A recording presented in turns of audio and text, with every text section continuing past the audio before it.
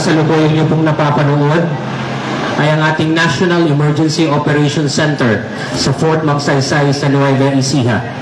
Kasalukuyan pong nagpupulong ang ating NDRRMC na ngayon ay pinamumunuan na ng ating Regional Director ng Office of Civil Defense sa Region 1 o Ilocos Region.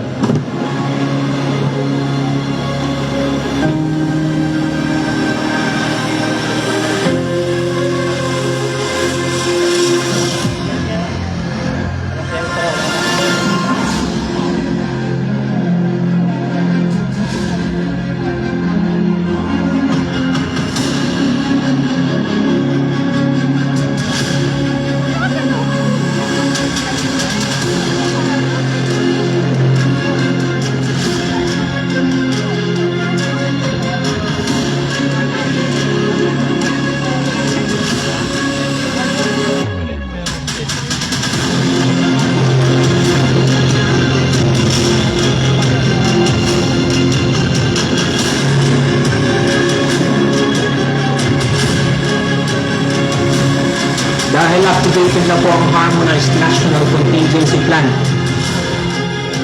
ipinalab na po sa mga assisting regions na kailangan na nilang agarang maghanda para pumunta sa National Capital Region.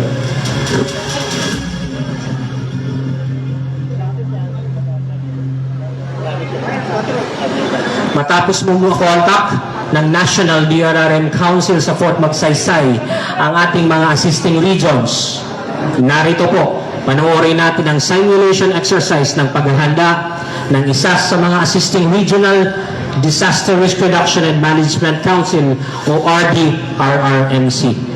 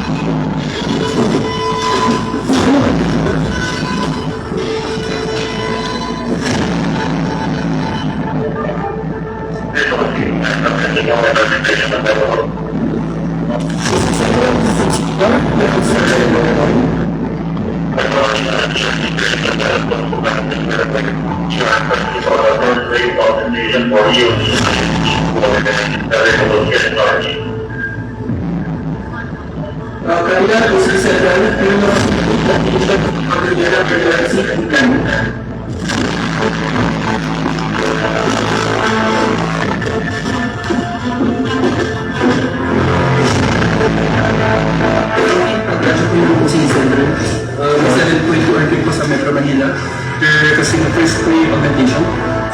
So with that third, nangyari na po yung things i-recommend na mag-regulate na po tayo, activate lahat ng response cluster at ipatawag na lahat ng mga response cluster for an emergency meeting para ma-improve na natin sa living na natin. Okay, approve. Go to the approve with recommendation line for the second go-to-one retreat to assist in the Metro Manila. So it will be posted and what we're doing and also keep safe. Kasi siya, tawagan mo na namin sa yung mga clusters natin for an emergency. Okay, cool.